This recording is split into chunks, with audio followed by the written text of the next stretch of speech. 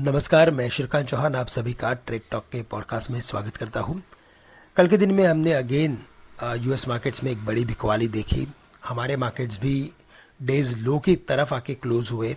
Asian markets में हमने एक आज बड़ा सेल ऑफ देखा है। नियरली 1.5% के करीब एशियन मार्केट्स नीचे ट्रेड कर रहे हैं। उसका सबसे बड़ा रीज़न यही है कि यूएस में हमने कल एक बड़ा सेल ऑफ देखा। वो सेल ऑफ टेक्नोलॉजी लेड था और साथ ही साथ अगर आप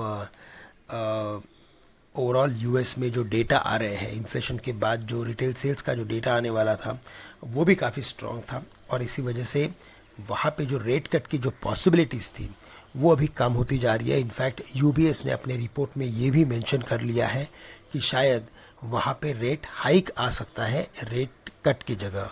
तो ये सभी रीज़न की वजह से यूएस मार्केट्स में हमने कल एक बड़ा सेल ऑफ देखा। वापस से अगर आप देखें तो जियोपॉलिटिकल टेंशन्स जस के तस बने हुए हैं और इसी वजह से हमें लगता है कि हमारे मार्केट्स की भी ओपनिंग नियरली 190 पॉइंट से लेकर 200 पॉइंट्स लोअर हो सकती है, जो गिफ्ट निफ्टी इंडिकेट कर रहा है। इसके अलावा अगर हम मार्केट के सेटअप की बात करें तो इन लेवल्स के बाद जो इम्पॉर्टेंट लेवल्स निकल के आ रहे हैं वो है 22,000 के। 21,900 से लेकर 22,000 के लेवल्स है जहाँ पे निफ्टी के लिए एक बढ़िया सपोर्ट है। हम राइट नाउ एक करेक्टिव फेज में हैं और मार्केट 21,700 से लेके 22,700 770 की जो रैली की थी उसी रेंज को मार्केट करेक्ट कर रहा है।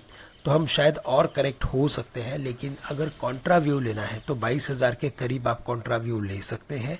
और बैंक निफ्टी जहाँ पे हमने कल के दिन में एक बड़ा सेल ऑफ देखा 48,000 के ऊपर, इसका सस्टेन होना मुश्किल हो रहा था और अभी जब मार्केट में करेक्शन आ रहा है तो हम शायद 47,200 से लेकर 47,000 के भी लेवल्स बैंक निफ्टी में देख सकते हैं। तो इन लेवल्स के करीब ही कुछ लॉन्ग की पोजीशंस बनाए।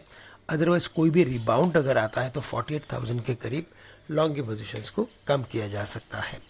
इसके अलावा बीएफएसआई पे फोकस रखें, लेकिन सिलेक्टिव स्टॉक्स खरीदें, जैसे कि आईसीआईसीआई बैंक है या तो आप इंडसइंड बैंक पे भी फोकस कर सकते हैं।